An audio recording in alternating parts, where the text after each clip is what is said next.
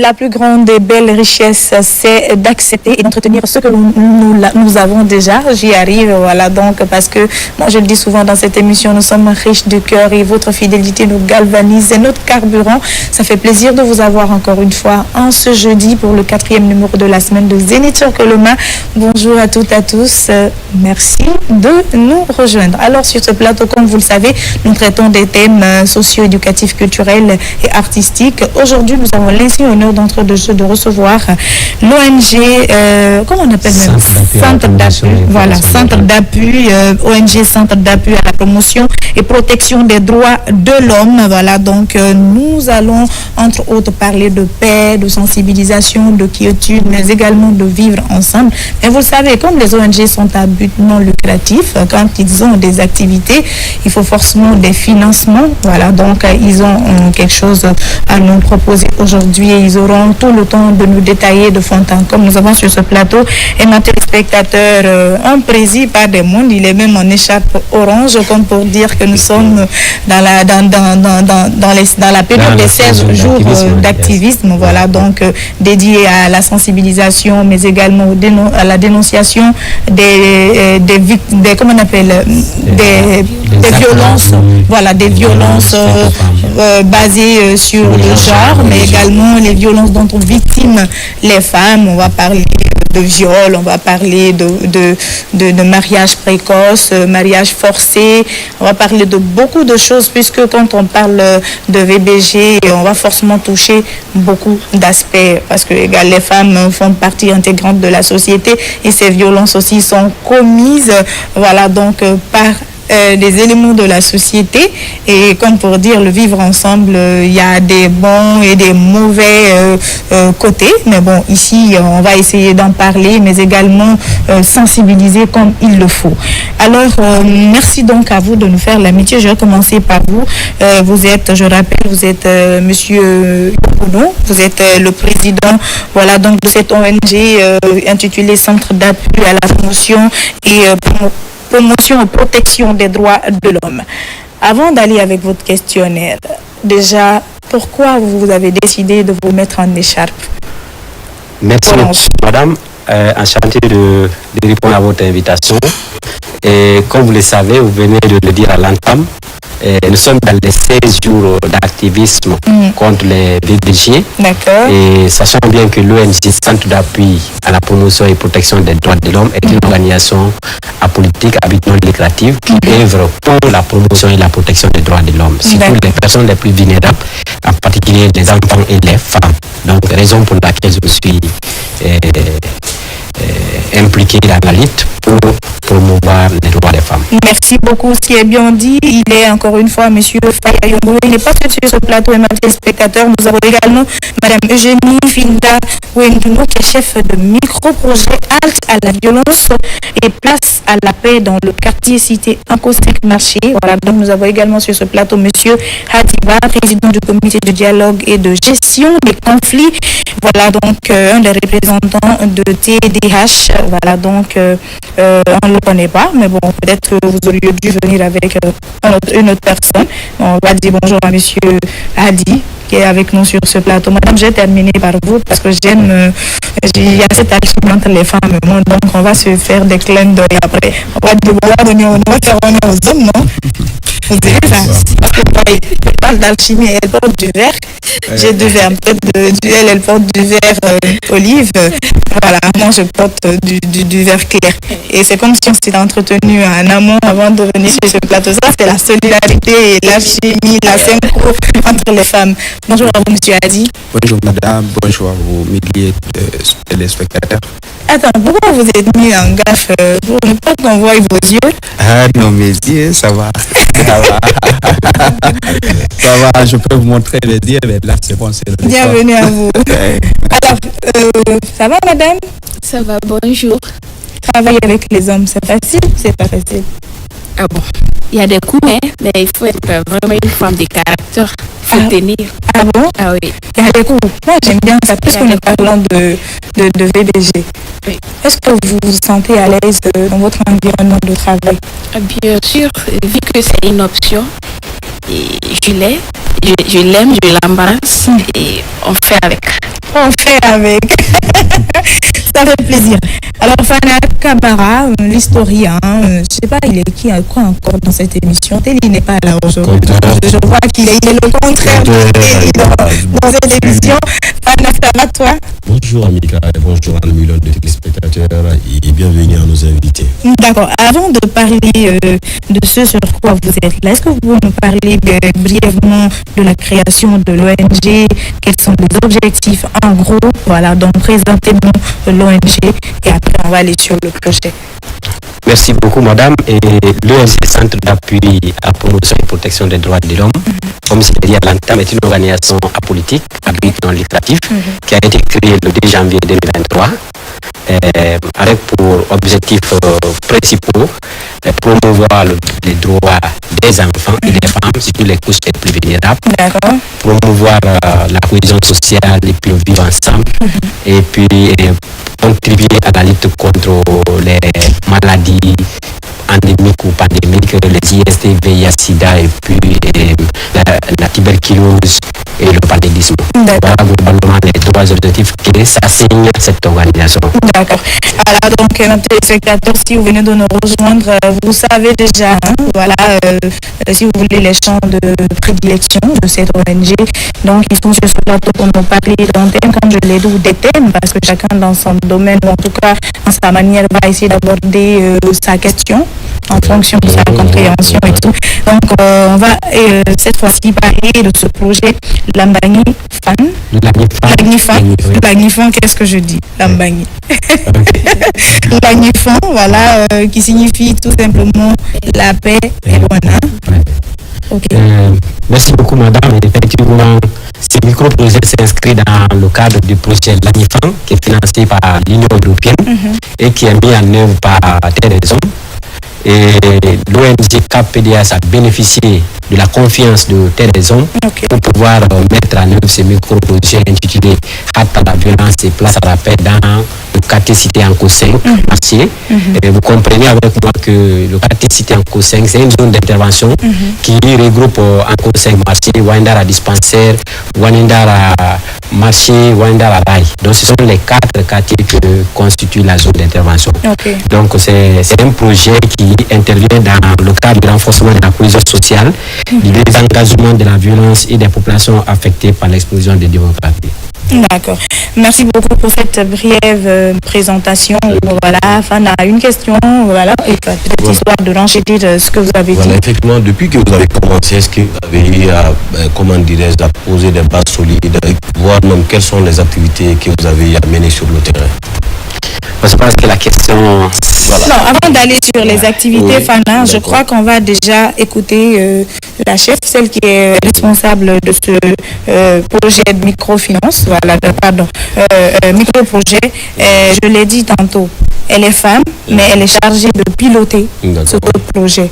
Voilà, donc madame, est-ce que vous pouvez nous décrire brièvement les principales activités réalisées dans le cadre du micro-projet, parce qu'il faut essayer de démêler les choses. Il y a l'ONG, il y a ce projet qui est partie intégrante de l'ONG. C'est comme pour dire que c'est une des activités que vous avez ou que vous envisagez réaliser sur le terrain. Le FAN voudrait, avant de venir sur ce nouveau projet-là, faire un récapitulatif voilà, de tout ce que vous avez mené sur le terrain, voilà, en actes. Parce que le plus souvent, les archives, les actes parlent plus que les mots. Merci madame pour cette question.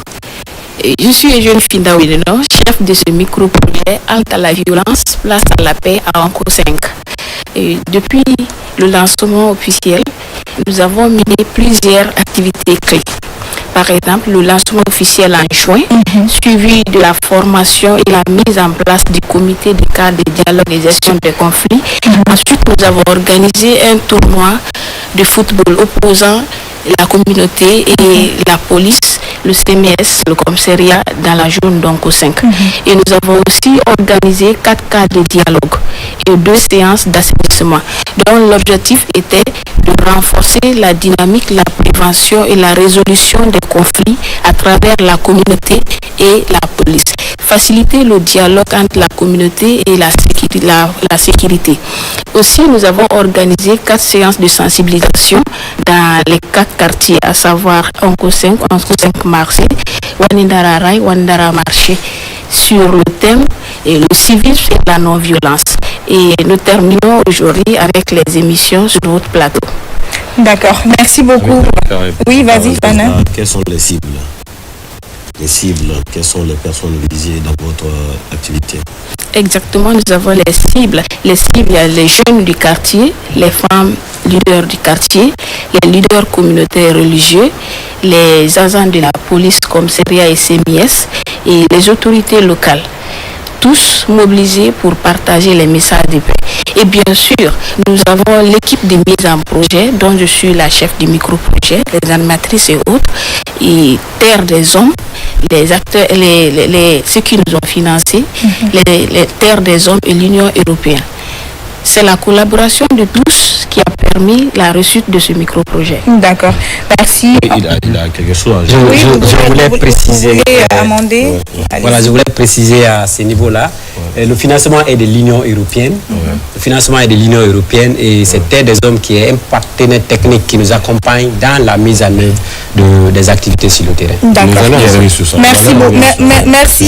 Merci Prési pour cette précision. Nous allons continuer cet entretien avec nos invités sur ce plateau. On a écouté Madame Finda, on a écouté Monsieur Yombono, Monsieur Adiba, peut-être il est impatient, voilà, lui aussi s'exprimer, puisque c'est très important quand on a l'opportunité de parler de ce que nous faisons et de le faire. C'est pas évident, hein, mais vous allez vous prêter à cet exercice.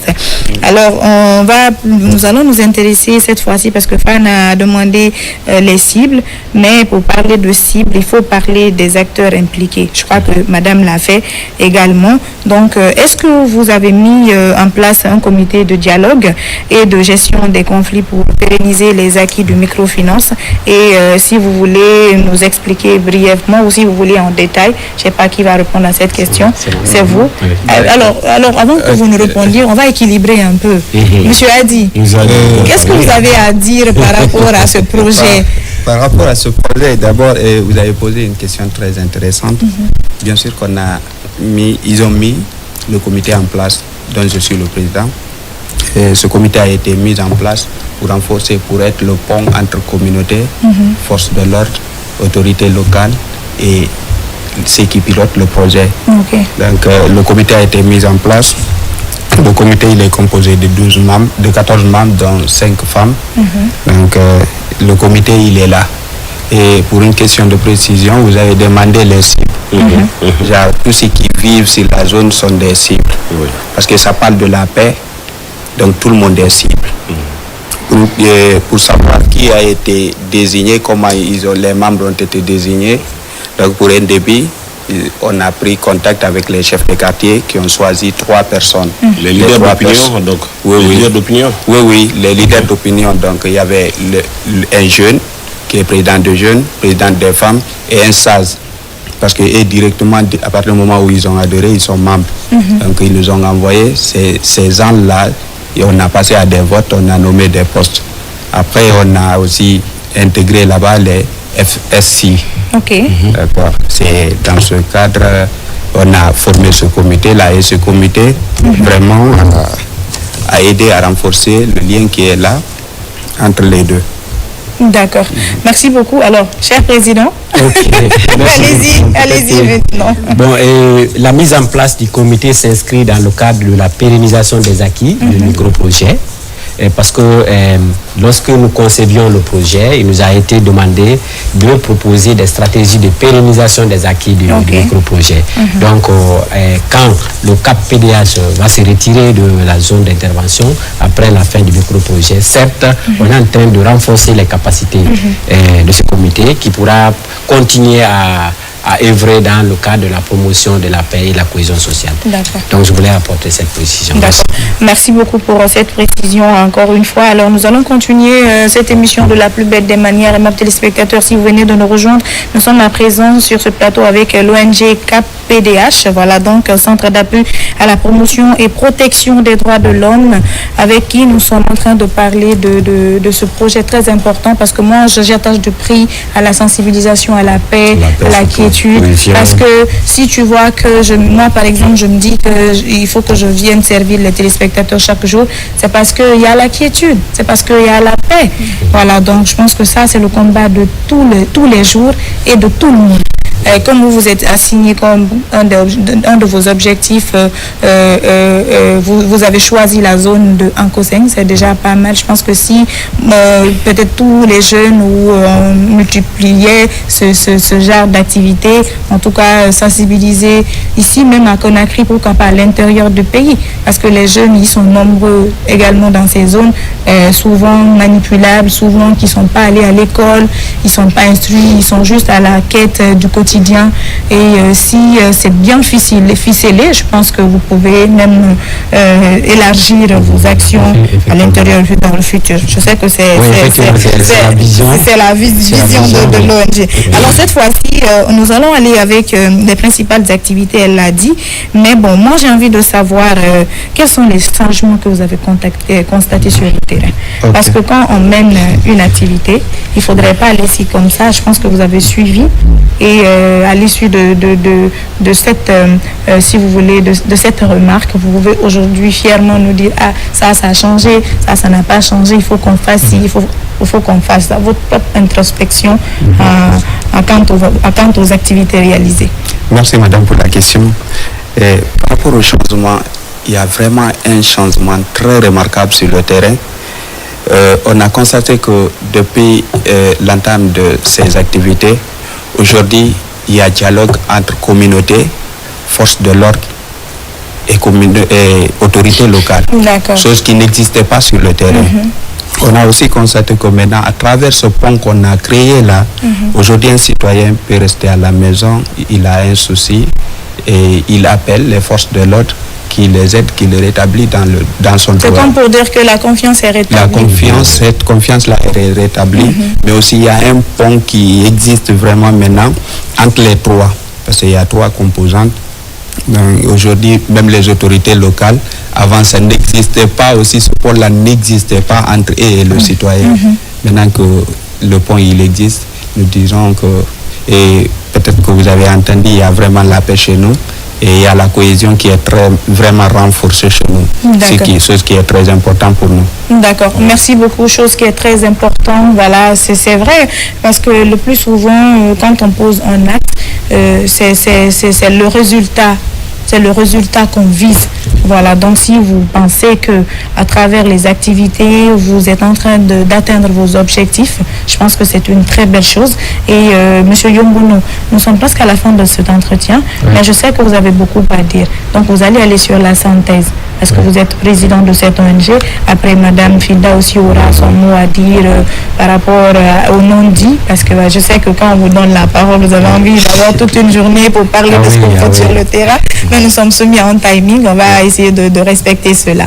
Donc aujourd'hui, de façon, si vous voulez, en résumé, qu'est-ce que vous avez à nous dire quant à votre collaboration avec toutes les entités que vous avez citées en amont, mais également ce que vous envisagez faire, parce que Fan a demandé les attentes, vous attendez beaucoup de choses, parce que quand on donne un retour, on veut quelque chose aussi.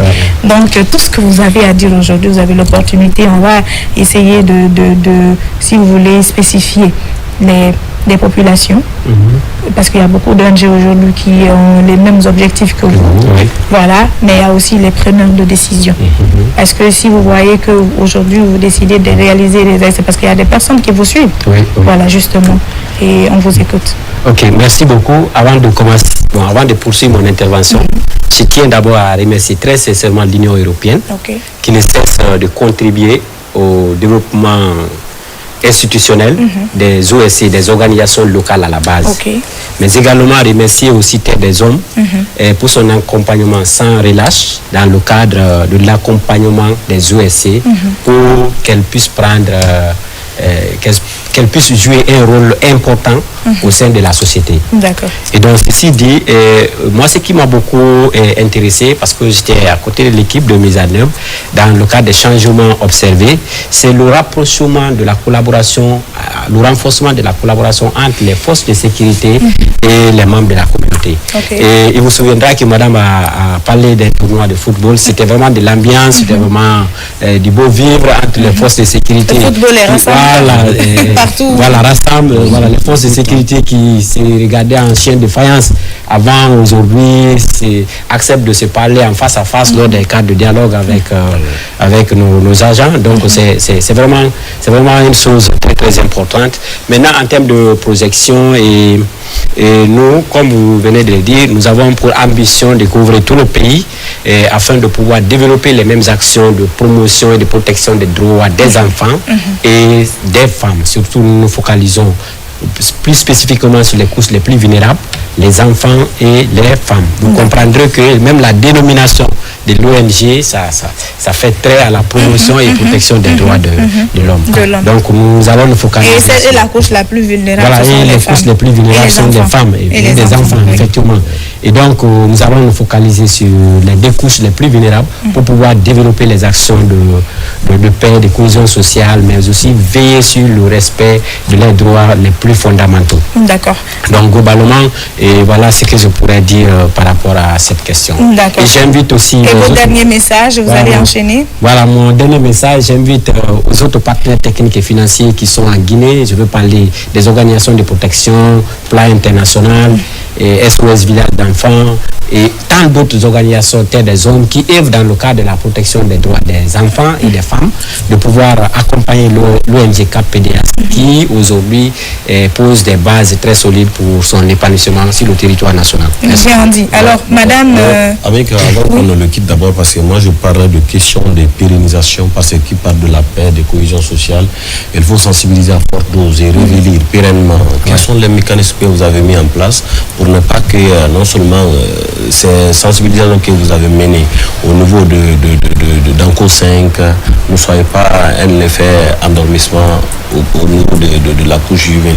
Merci beaucoup. Et je l'ai dit à l'entame, nous avons mis en place un comité que nous pensons, et nous sommes en train de renforcer leurs capacités. Nous pensons qu'à l'issue du temps que nous allons prendre ensemble, la formation qu'ils ont obtenue, l'accompagnement dans le cadre de la mise en œuvre des activités, ce comité pourra développer d'autres actions dans le cadre de la cohésion sociale et de la paix dans la zone d'intervention, au cas où le projet prenait fin. D'accord. Merci beaucoup. Alors, Madame Finda, qu'avez-vous à dire par rapport à... Parce que vous avez piloté ce projet. Oui. Donc, vous avez entre autres parlé des résultats, vous avez parlé des attentes, mais en gros, aujourd'hui, sur quelle note vous quittez les téléspectateurs? Parce que vous êtes suivi aujourd'hui, je suppose, par beaucoup de personnes et qui vous connaissent peut-être à l'acte, mais aujourd'hui, ça va être une opportunité pour d'autres de vous découvrir.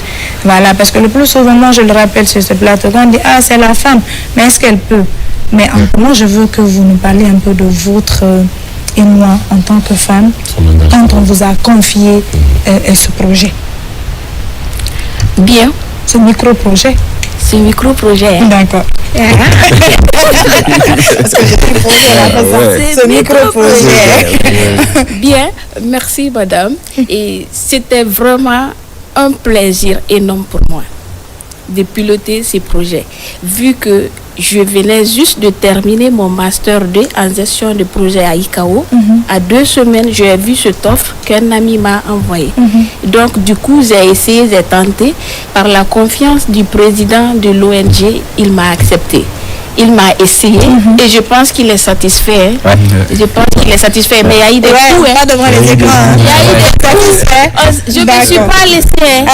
Elle a du caractère. Peut-être qu'il ne va pas me reconduire prochainement parce que je ne me suis vraiment pas laissé faire. Mais c'est ça, il faut ça. Donc, vraiment, c'est un sentiment de satisfaction, vu que tout le monde connaissait la jaune avant, et aujourd'hui, il y a eu vraiment un grand changement. Il y a eu un renforcement de cohésion sociale, il y a eu une forte collaboration, et il y a eu des témoignages vivants lors de surtout de nos 4 quarts de dialogue passés entre la communauté et la police. D'accord. Merci beaucoup. Et pour terminer, je voulais dire ceci, nous encourageons les jeunes d'Anko 5 et ceux du paradis à faire le choix de la paix chaque jour. D'accord. Car ensemble, nous pouvons transformer nos quartiers. À Terre des Hommes, à l'Union européenne et à tous, merci. Merci beaucoup. Voilà donc quelle éloquence. On va se tourner cette fois-ci vers Monsieur Adiba. Monsieur Adiba, quel est votre dernier message où vous avez aussi un sentiment exprimé aujourd'hui?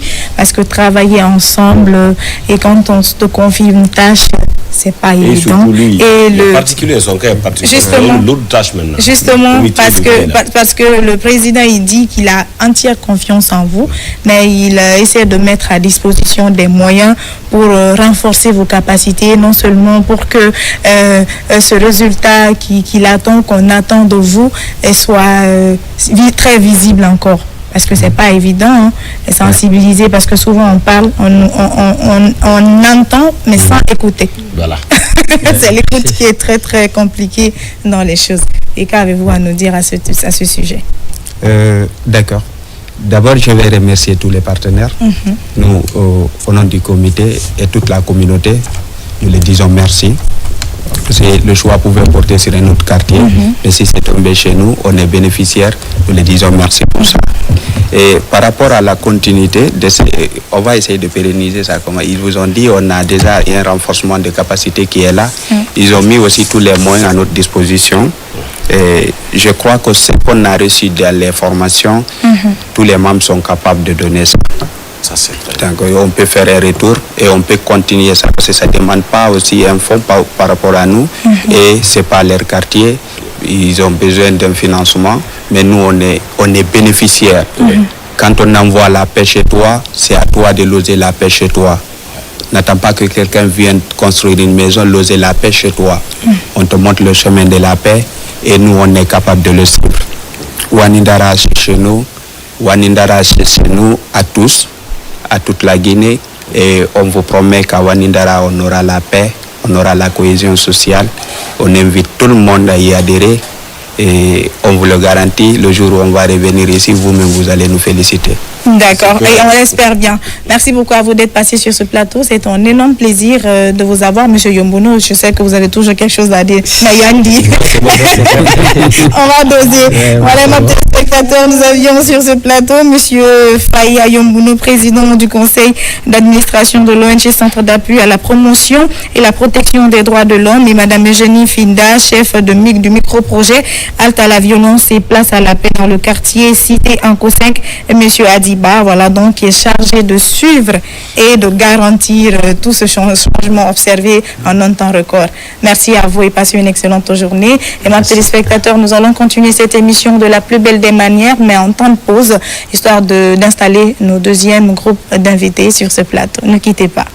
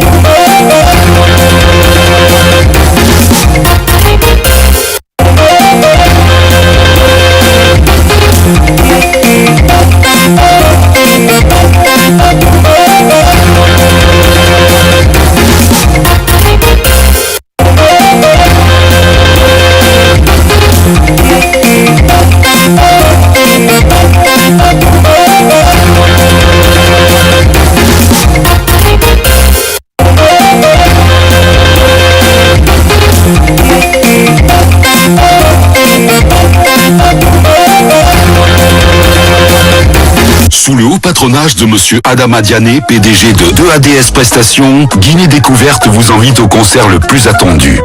Le roi de la musique pastorale revient là où les cœurs l'attendent, Habib Fatako, en concert live. 2 rendez-vous exceptionnels. Le mercredi 24 décembre, concert VIP à l'hôtel Noom. Entrée VIP, 500 000 francs guinéens. Super VIP avec buffet, 1 million. Et le jeudi 25 décembre, grand concert populaire au stade Petit Ceris. Entrée simple, 50 000. Entrée VIP, 100 000. Soyez au rendez-vous pour vivre la magie des fêtes de fin d'année avec l'artiste le plus adulé du moment. Parrainage, Bakary Djabi, PDG de Sougibek. Marraine, le général Aminata Diallo, directrice générale de la Caisse de prévoyance sociale.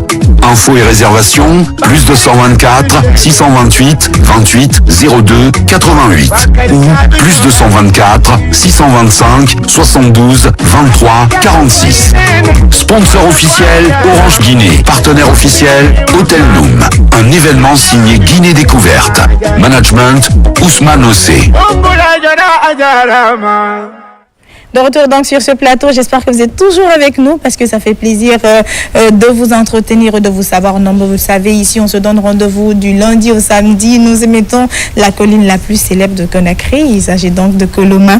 Voilà, mes téléspectateurs, nous allons rapidement parler des 16 jours d'activisme, une journée de sensibilisation et d'échange dédiée à la lutte contre les violences faites aux femmes et aux filles. À l'instant même se tient le lancement officiel, voilà, au compte du ministère de l'Information et de la Communication par le ministre lui-même, M. Fana Souma, comme pour dire que la sensibilisation à la violence faite aux femmes et aux filles est le combat de tous et de chacun, parce que chez vous, vous avez forcément été victime, vous êtes témoin à longueur de journée, nous observons la violence partout. Et des fois, c'est fait exprès et souvent par inadvertance. Je pense que sensibiliser pourra changer la mentalité ou les mentalités des uns et des autres afin, bien sûr, de mettre en sécurité, de garantir la sécurité des filles et des femmes.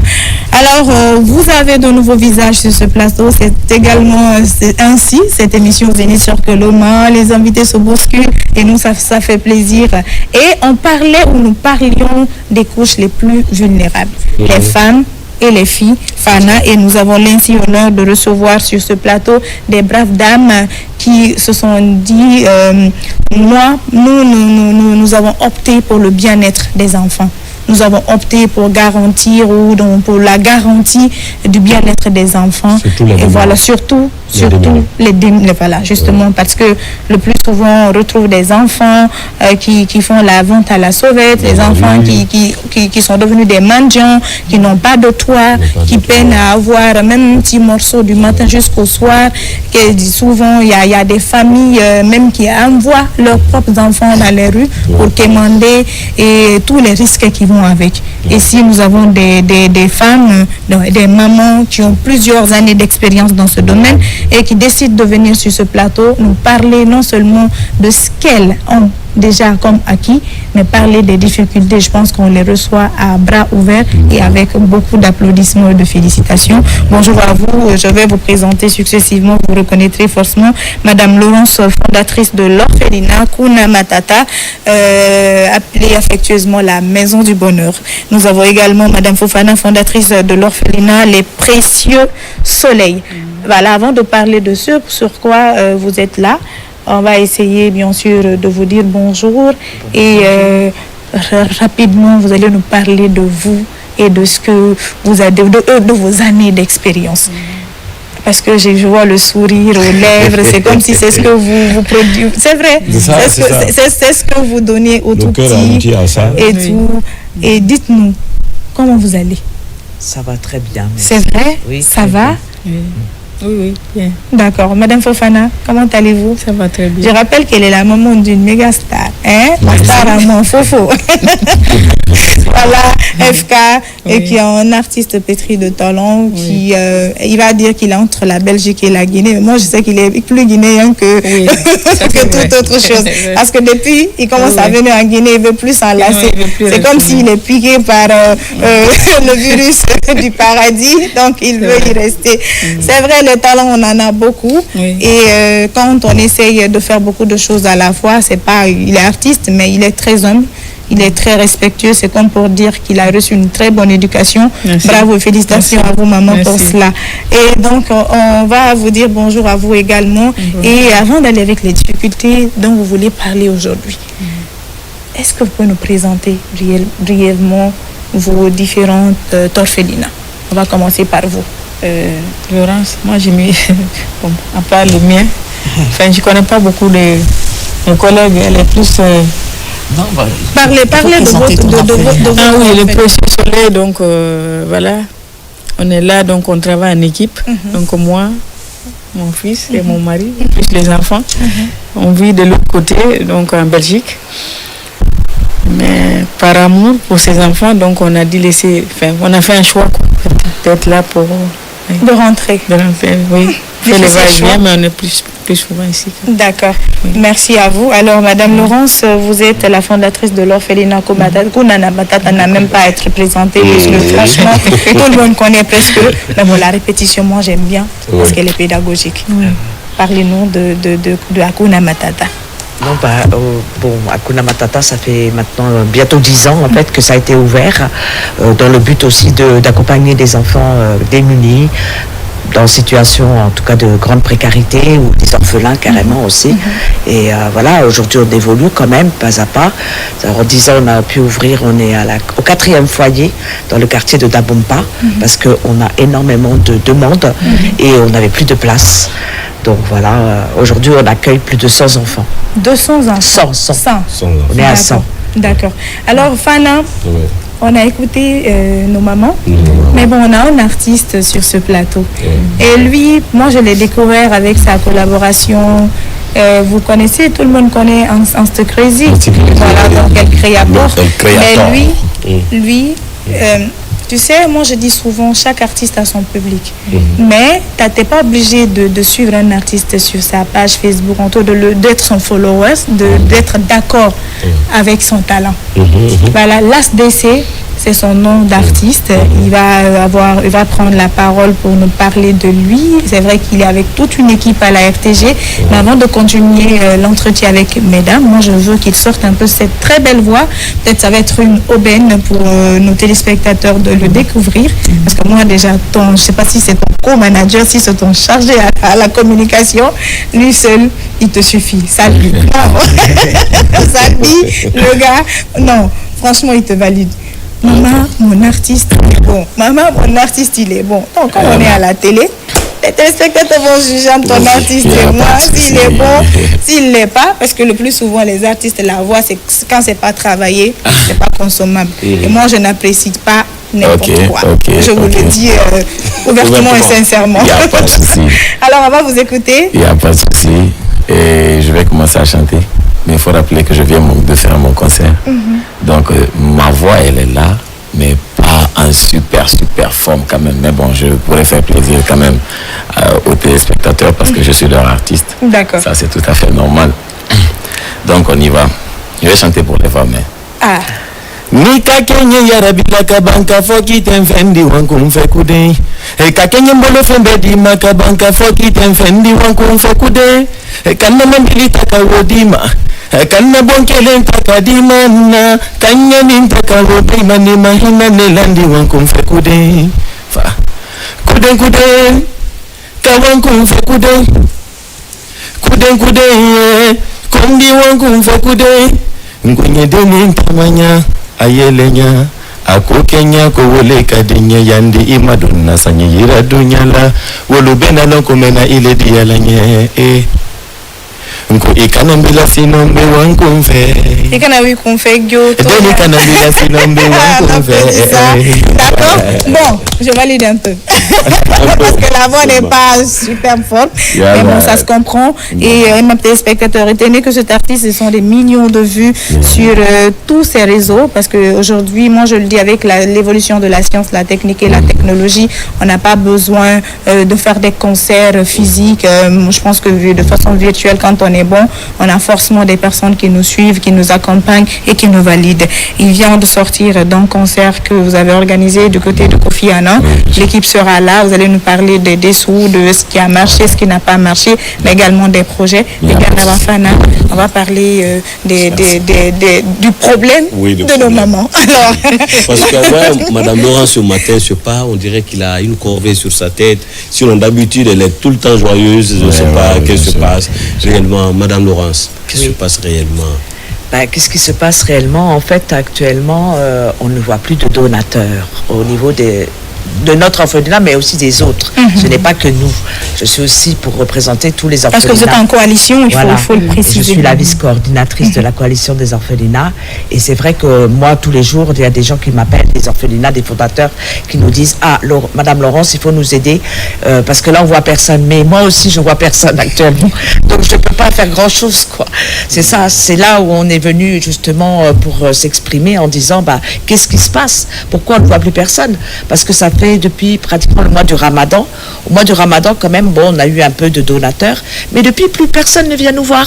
On a eu que des visiteurs des petites ONG qui viennent nous remettre quelques dons. Alors, bon, comme on dit, il n'y a jamais de petits dons, hein, mais ça ne suffit pas.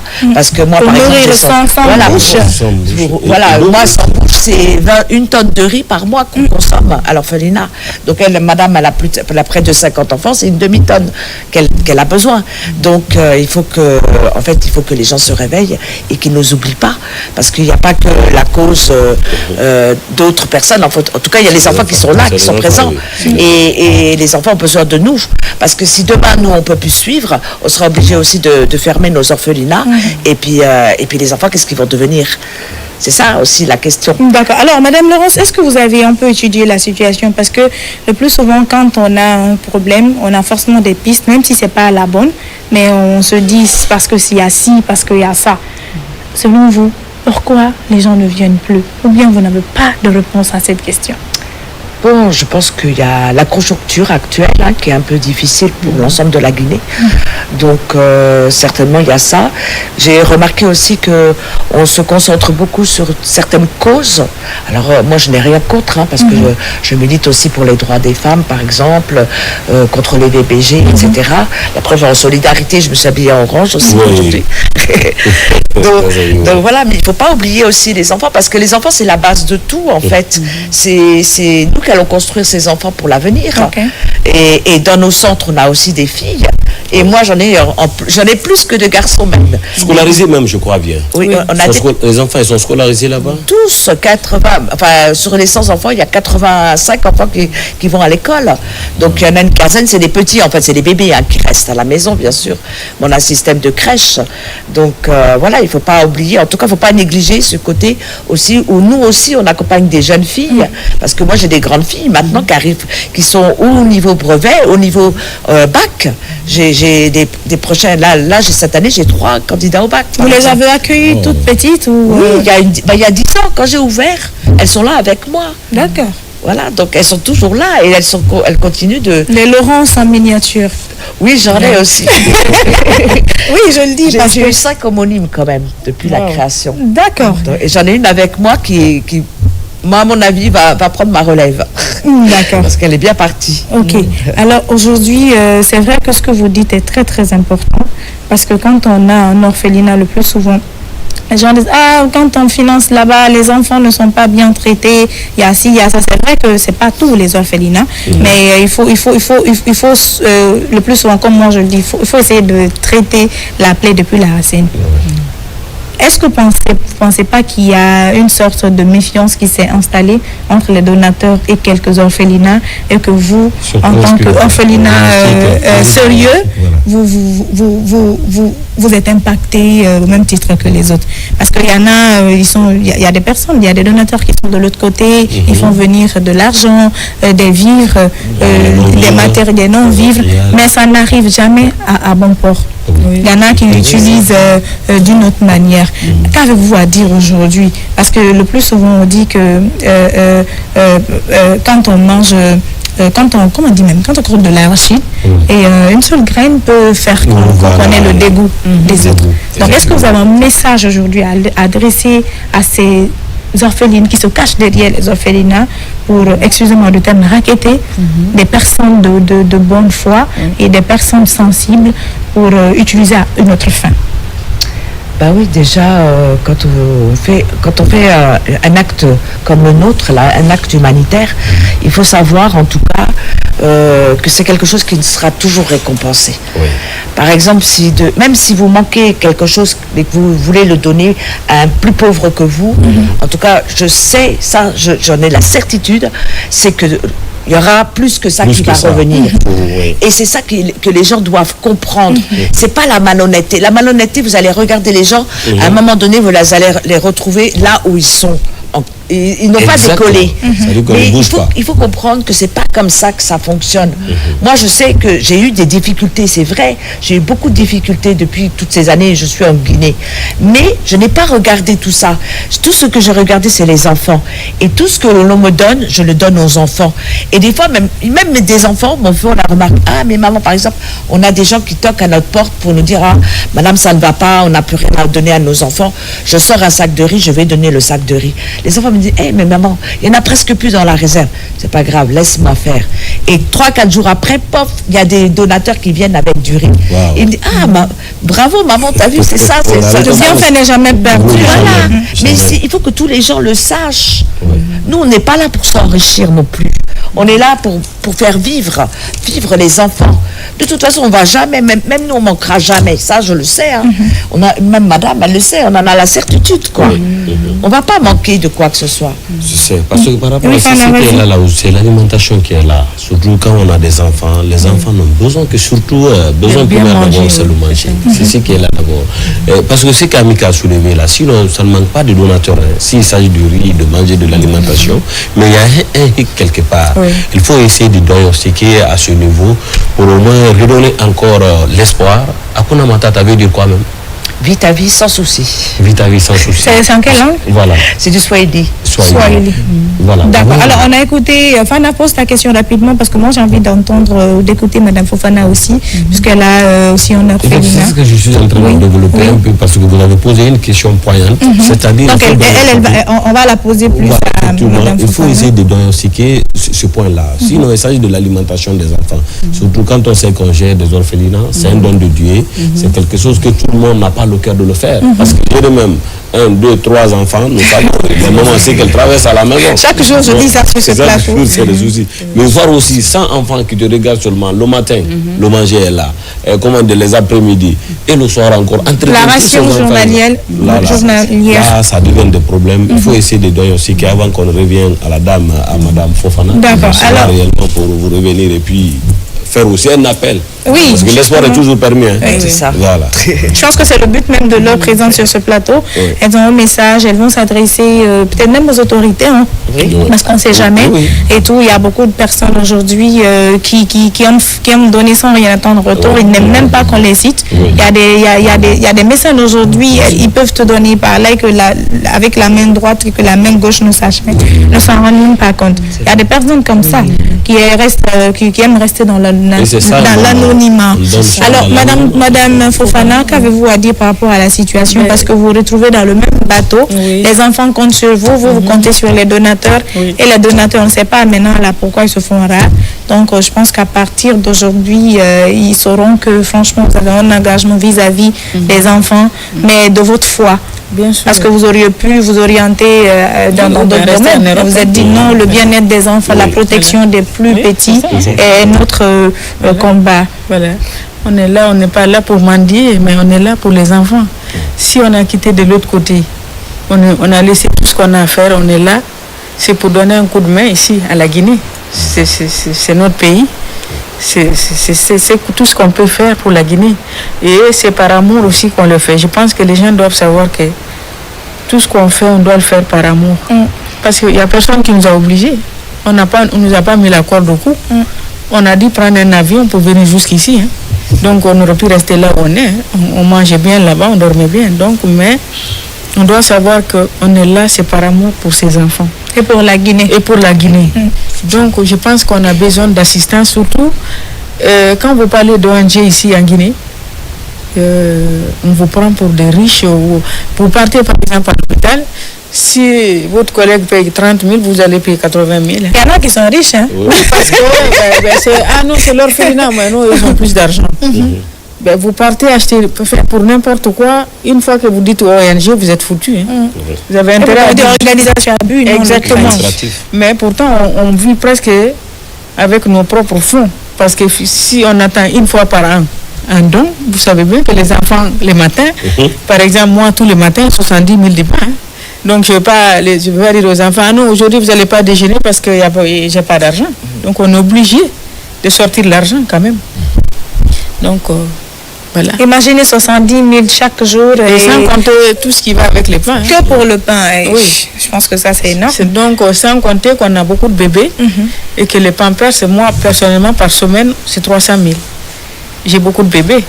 Et donc, et sans compter les laits, heureusement, comme Mme Laurence dit, des fois, c'est elle qui me dépend dans le problème des laits et tout ça, parce que quand vous avez 5, 6, 7, 8 bébés, ça doit boire. Hein? Wow. Et donc, je pense que tous ceux qui veulent faire du don, ils le font pour les enfants, c'est pas pour nous. Hein. D'accord. C'est très important de le dire. Et on le fait de tout cœur, parce que sinon, on n'allait pas le faire. Voilà. D'accord. Est-ce qu'il est bien dit? C'est vrai qu'il y a beaucoup de personnes aujourd'hui, ils ont tout, sauf un enfant. Voilà, c'est ça.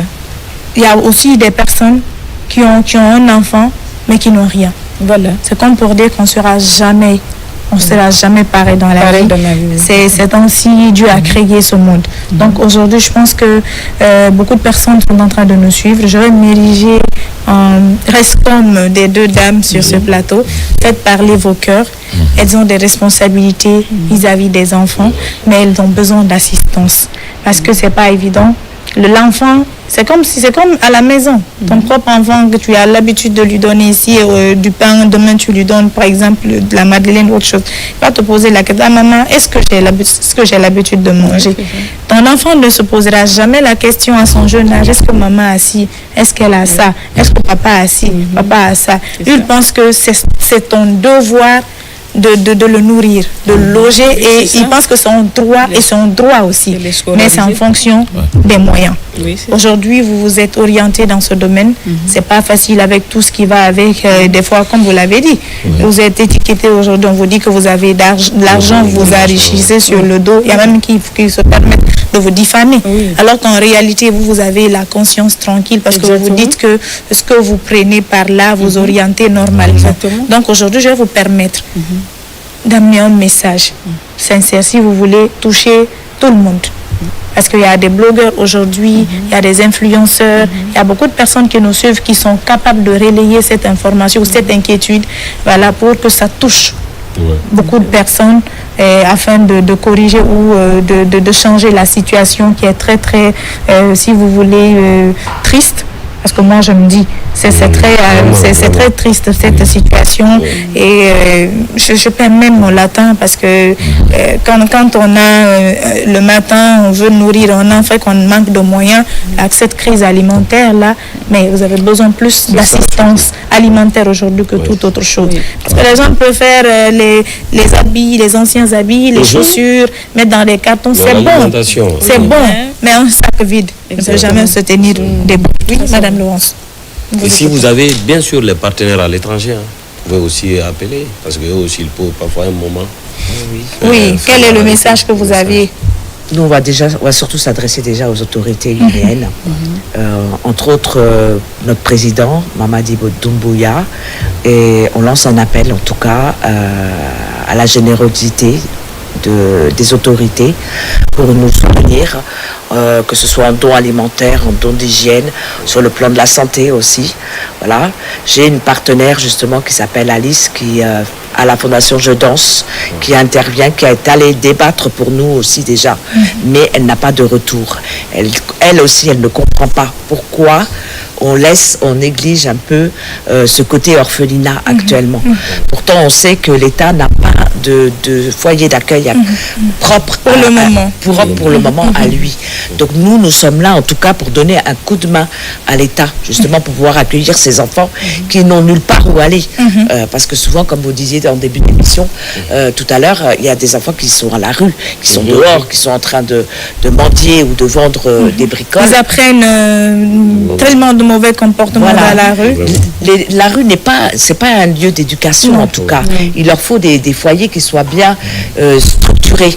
Et nous, on est là justement. C'est pas parce qu'on a quitté l'Europe pour dire que on va profiter. Non, nous on a quitté l'Europe parce qu'on avait envie. C'est par amour, comme elle a dit ma collègue tout à l'heure. C'est par amour qu'on le fait. Mais nous, évidemment, on a des budgets mensuels.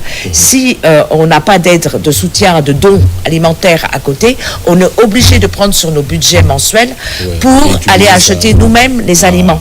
Et ce qui a un impact. Moi, je sais ce que ça a joué cette année sur la scolarité des enfants, en fait.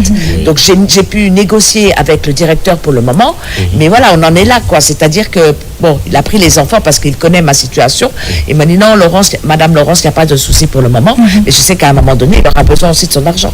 Donc, si on n'a pas de dons alimentaires, c'est là où il y a un impact, quoi. Ça peut être ça peut être sur la santé, sur plein d'autres choses. Pour le moment, ce qui est pressant et imminent, c'est les dons alimentaires. Dons alimentaires et d'hygiène, parce que souvent, bon, le savon, tout ça, on a besoin aussi. La santé aussi. Et la santé, bien sûr. Les médicaments, par exemple. Est-ce que vous pouvez donner un contact sur lequel on peut vous avoir? Parce que là, je suppose qu'il y en a qui veulent faire parler leur cœur, qui sont en train de nous suivre. Est-ce que vous pouvez laisser un numéro sur lequel on peut vous appeler? Oui, je vais donner le 623. Le 623. 50. 97. 26. Voilà. On a beaucoup à dire par rapport. Moi, je pense que moi-même, j'en parlerai souvent dans cette émission jusqu'à ce qu'on ait gain de cause. Parce que c'est pas évident, parce qu'il faut qu'il y ait un retour. Cette situation-là, aujourd'hui, vous êtes là parce que c'est encore possible d'y être là. Parce que supposons que si ça continue, voilà. C'est les enfants. On ne souhaite pas. Moi, je n'envisage même pas cette situation. Sans enfants, vous allez mettre où sans enfants? Justement.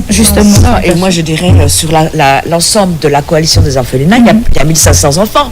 Donc, si ces orphelinats ne sont pas aidés, sinon on est obligé de fermer, ces enfants vont se retrouver où, quoi? C'est 1500 enfants qu'on met à la Vous n'allez pas décider de fermer. Bon, on va éviter.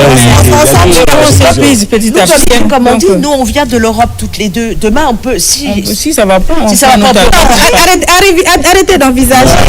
Parce que si vous décidez de partir, vous allez partir avec tous les enfants. On n'est pas abandonner les enfants, mais s'ils le font, on a fait une promesse à nos enfants. Oui, c'est comme une dette en fait. Le message est bien parti. Elle a lancé un message au président. Oui, justement. Il va réagir. C'est quelqu'un qui ne parle pas. Surtout au président. On est là pour lui. On est là pour l'aider, lui. Donc, je sais que c'est les élections, mais je pense que la grande partie, c'est je crois que Madame Fofana, le message est bien parti et tout. J'espère que nous ayons ensemble, on va se donner les mains, comme on dit, on va s'entraider, serrer les coudes pour que cette situation change. Alors, merci à vous d'être passé sur ce plateau. Ça m'a fait énormément plaisir parce que vous, je ne vous avais jamais vu en personne. J'entendais parler souvent de Madame Laurence, présidente de Kuna Matata. Je crois que je vais faire un tour c'est juste à côté d'Apompa. Donc j'espère que les téléspectateurs qui sont en train de nous suivre aujourd'hui, si vous n'avez pas les moyens, communiquez autour de vous, soyez les ambassadeurs donc de ces orphelinats. Ces dames représentent 2 orphelinats, mais c'est une coalition, vous avez entendu. 1000 enfants, franchement, c'est énorme. Et ces enfants ont besoin de vous, ont besoin de nous, ont besoin de la Guinée. Voilà, merci à vous. Temps de pause, voilà le temps pour nous d'installer sur ce plateau le reste de l'équipe de l'ASDC pour terminer cette émission de la plus belle des manières. Quand il y a artistes là, vous savez, c'est alléchant et ça va être... vos cœurs seront en joie, je suppose, parce que d'entre deux jeux, ce qu'il m'a proposé là, supposons que sa voix n'était pas prise après. Si je l'avais eu avant le concert, franchement, j'allais danser. Vous voyez rarement danser, mais j'allais danser. Donc, on va aller avec, bien sûr, une pause avec la complicité de la réalisatrice du jour, Mariam Mouskeba Konaté. C'est parti.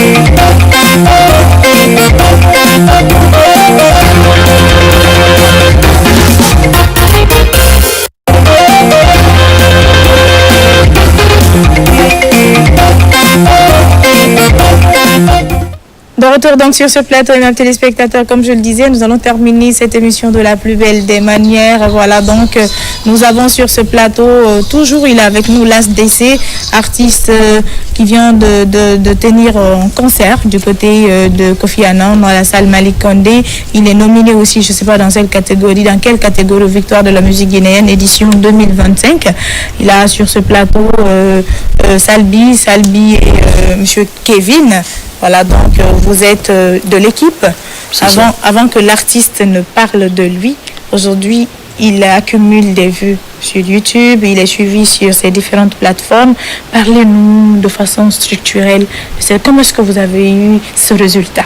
Quel est le travail fait concrètement? Déjà, c'est parti d'une passion.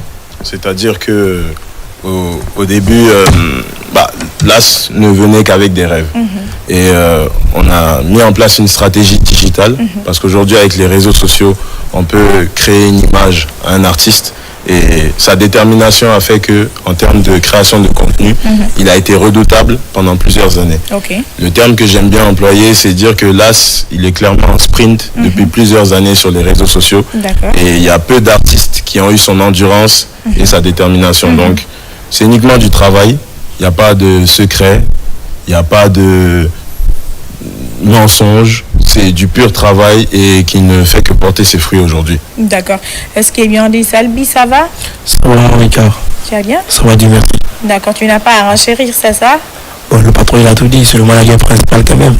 D'accord, il n'y a pas de souci, quand le boss dit, on n'a rien à redire.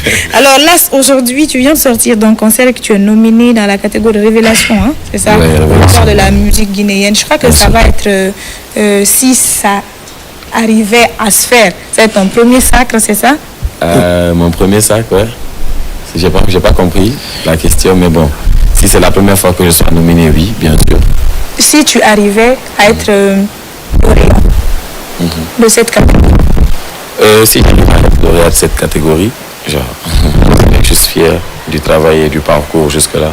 Et ça sera aussi mon tout premier trophée musicalement. Justement, c'est ce que je te disais, ça sera ton premier sacre, peut-être que tu n'as pas compris. Voilà, donc on va continuer cette émission, comme je l'ai dit, moi j'aime quand je reçois un artiste qui a cette atmosphère, cette ambiance, parce que c'est ce dont les téléspectateurs ont besoin quand le soleil est au zénith. Mais bon, on va parler rapidement de ce qui s'est passé du côté de Malick Condé, parce que ton concert à l'université Kofi Annan de Guinée a drainé du monde. Moi, quand il m'avait invité, j'étais censée y être. Beaucoup de gens se disaient, ça n'allait pas faire ci, ça n'allait pas faire ça. Aujourd'hui, qu'avez-vous à dire aux fans, au public qui ont répondu présent et pour vous assister? Parce que moi, je pense qu'avec la conjoncture actuelle et que les gens ont pris un peu de leur temps, de leur énergie, de leurs finances pour vous soutenir, franchement, c'est une opportunité pour vous de le remercier officiellement. Je sais que vous l'avez fait sur vos réseaux, mais on vous permet de vous exprimer sur cet aspect concert. D'accord. nous allons dire merci à tous nos sponsors et partenaires qui nous ont accompagnés pendant ce concert. Merci à tous nos sponsors, on ne va pas dire de nom, mais quand même ils se connaissent. Merci à tous nos sponsors et partenaires. Merci à toutes ces bonnes personnalités qui nous ont accompagnés pendant ce concert. Merci aux médias. Merci à notre public qui a répondu à l'appel. On a fait quand même le meilleur concert de la salle Mali Kondé. C'est plus un débat, c'est aux yeux de tout le monde. Donc, merci à tout le monde. Qu'est-ce qui a été le déclic? La conférence de presse, le carnaval? Ça a commencé d'abord par une sortie. Et on a fait la sortie dans quelques salles. On a fait les salles de Kofi Annan. Après, il y a eu le carnaval. On a remis tout qu'on a écrit aux yeux de tout le monde. Et après, il y a eu encore la conférence de presse. Conférence de presse, jour de fête, qui est le concert. Et du coup, on a fait un beau spectacle. Un beau spectacle qui a été confirmé par le PDG même de l'université Kofi Annan, qui dit que c'était le meilleur concert depuis que la salle Mali Kondé a été créée. D'accord, c'était le meilleur concert. Je vais vous prendre au mot. Alors là, qu'est-ce que tu as à dire après ce concert? Parce que c'est vrai qu'il y a toute une équipe derrière. Quand ça ne marche pas, les gens vont dire après, c'est l'équipe. Mais je pense que tu es le plus vu.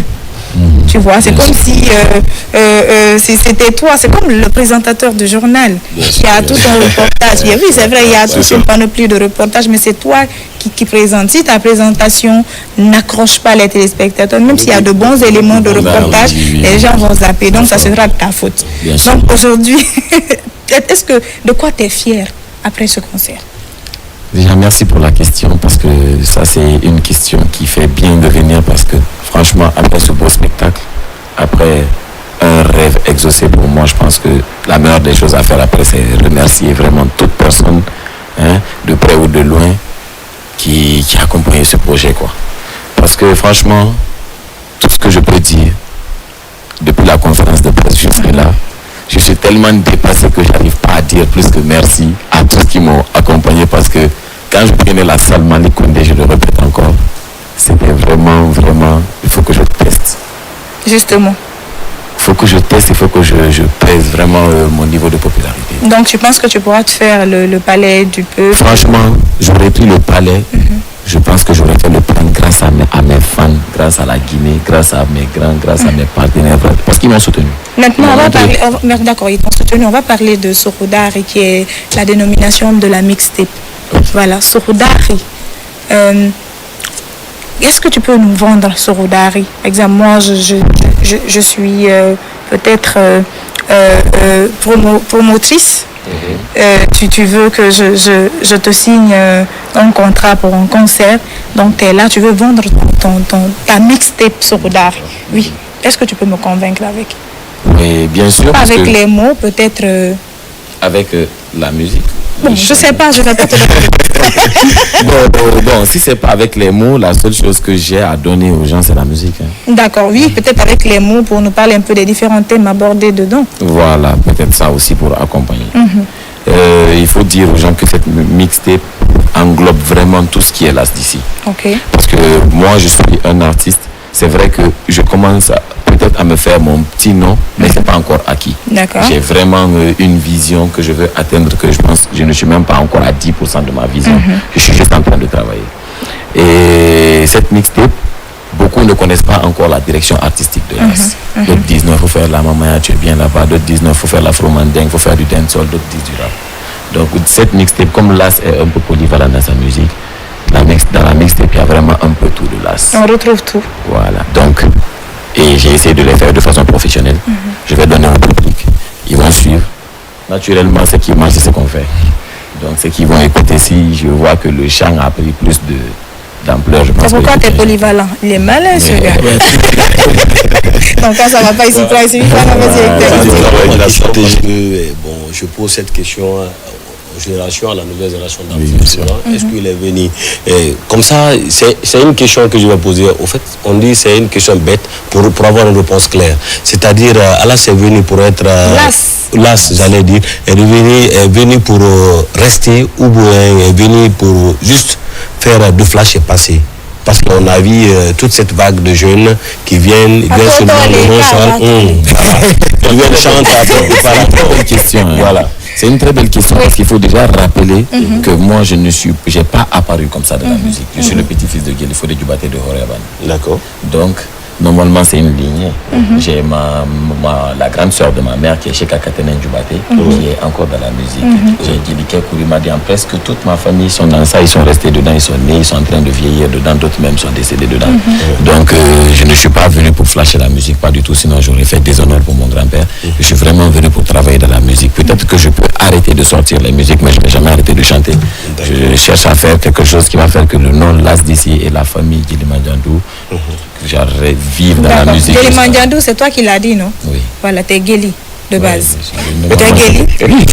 D'accord, on va tester ça. Bien sûr que oui. On va tester quelque chose. Tu es Guéli, non? Bien sûr. D'accord, allons-y. Nkotonton papi se gigi lady Djubaté la kalu gigi lady Ayetege fande gigi menye Apara bandiana Mopate duwa bukela Yeduwa buke gigi nye Nkoduwa udente malula hamfa Papi se Djubaté Saramba duwa wehiko Ito difo, docteur, ito difo, mamadi, ito difo, papi file, ito difo, barakadeng, ito difo, papi file, ito difo, madame Djubaté tenenga bafudu kebere, soramba duwa wiko. D'accord, je pense que c'est bon, il est déchaîné là. Faut pas rêver. Officiellement, je le valide. Non, je le valide, c'est bon, je te valide là. Ça, c'est propre. Oui, encore. Oui, non. Encore? Encore. C'est un slogan, oui, encore. Oui, encore. D'accord. Fana, je pense que tu as compris qu'il est là pour rester. Hein. Oui, effectivement. Parce que, bon, Amiga, pourquoi j'ai posé cette question? Vous savez, il y a des artistes aujourd'hui, là, quand ils chantent aujourd'hui, demain ou bien après, on ne peut pas écouter leurs morceaux. Tandis qu'on a des les faux décomptés, les Camerounais sofa qu'on peut écouter aujourd'hui, encore sont atypiques. Les morceaux sont atypiques, on peut écouter aujourd'hui jusqu'à. Ça veut dire qu'ils sont intemporels. Tu sais pourquoi les musiques intemporelles, logique, voilà. Parce que, la musique d'avant était humanisée. Aujourd'hui, la musique est instrumentalisée. Instrumentalisée, j'y arrive. C'est pas mauvais en soi, puisque les époques sont pas pareilles. Mais aujourd'hui, les artistes aiment plus les arrangements, l'instru, les aides. Voilà, non. Voilà, à cette question. D'accord, il y a les reprend puisqu'on me signale de l'autre côté que le générique va bientôt paraître. La question, c'est de... J'ai pas bien compris. Voilà, aujourd'hui, je dis, les anciens, on peut les écouter aujourd'hui. Demain, et jusqu'à 5 ans après, on peut les écouter. Pour la nouvelle génération, il y a un mois, 2 mois, la musique a disparu. Ce qui fait que beaucoup commencent la musique, pas parce qu'ils voulaient faire carrière dans la musique. Vous voyez, beaucoup viennent justement pour faire ce que vous avez dit là, flasher dans la musique. En plus, au niveau écriture de morceaux, niveau travail de la musique c'est vraiment pas un truc qui se fait que de façon amusement, comment les gens voient de l'extérieur. À l'interne, c'est du travail. Il faut écrire, il faut faire des trucs qui peuvent vivre. Quand tu dis parce que c'est quelque chose qui est de l'actualité pendant au moins toute la vie. Genre jusqu'à ce que tout le monde entier, tout le monde meurt. Genre c'est une parole qui peut rester. Donc il faut dire des paroles qui frappent, qui peuvent rester pendant des années si tu veux vivre pendant des années de la musique. Exactement. Ce qu'il a dit, c'est vrai. Je crois que le temps nous est imparti. Officiellement, j'annonce qu'il est mon invité de la semaine prochaine. Dans l'émission Zénith ou Parade. On va rapidement souhaiter joyeux anniversaire à la copine de Kesso. Voilà, donc Mariam Kessoba, ingénieure son à la télévision nationale. Aujourd'hui, elle veut souhaiter joyeux anniversaire à sa copine Aïcha Kamara. Aïcha, TACP te souhaite tout le bonheur du monde, santé, prospérité, succès et beaucoup d'amour à procurer à tes amis parce que voilà, donc aujourd'hui, comme toi, mon petit frère, mon deuxième, Elhaj Mamadi Kaba, du côté de Paris, il en a de plus également. Joyeux anniversaire, Elhaj Mamadi, comme j'aime t'appeler, et à tous les natifs de ce 4 décembre 2000, donc ce 4 décembre, parce que vous êtes nés, je sais pas, la même date.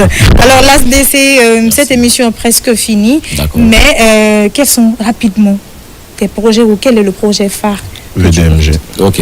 Déjà, le projet phare que j'ai là, j'ai été nominé aux Victoires de la musique guinéenne en tant qu'artiste nouvelle révélation de l'année.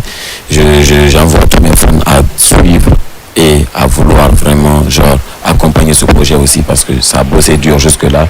Quand même ce trophée, normalement, ça sera montrer un bon exemple à tout jeune artiste. Voilà comment faire pour en arriver là. Parce que vraiment, il y a eu du travail, il y a eu pas mal de choses derrière, même aux yeux des gens qui nous a amenés jusque-là. Donc pour donner un bon exemple à la nouvelle génération, je pense que ça sera comment les fans font pour t'accompagner? C'est par vote ou... Oui, il y aura les votes. Le vote est ouvert? Non, pas encore. D'accord. Le vote n'est pas encore ouvert, mais quand le vote sera ouvert, clairement, je vais annoncer sur mes réseaux et je vais amener tout le monde à aller j'amène déjà tout le monde à aller vérifier tout ce que l'ASDC a eu à faire depuis ma semaine, avant même ma semaine, depuis 2019 jusque-là, pour voir pourquoi en 2025, normalement, si je suis de révélation, je mérite quand même. La musique est parfois innée pour l'ASDC, elle est acquise, voilà. Merci à toi d'être passé sur ce plateau. Merci à Las, merci à s'appelle quand même Salbi. Merci à Salbi, merci à Kevin. Et je vous invite la semaine prochaine, ici mercredi, dans cette même émission. On va faire peut-être en quelque sorte une spéciale l'ASDC, une façon de découvrir ou d'explorer ton répertoire dans cette émission. Merci à toute l'équipe technique. Merci à Fana Camara qui n'est pas en bon état, je sais pas ce qui se passe avec lui. Merci à toute l'équipe technique. On se retrouve la semaine prochaine dans cette émission Zénith sur Colomba. Je suis habillée par ma tata chérie, voilà, donc de la boutique Saoudi Akaba. Si vous voulez le même ensemble que moi, contactez-moi sur mes différents réseaux, Amika Akaba officiel, Amika Akaba. Voilà, donc vous aurez peut-être la même chose que moi. Surtout souriez malgré vos multiples problèmes. La vie mérite d'être vécue.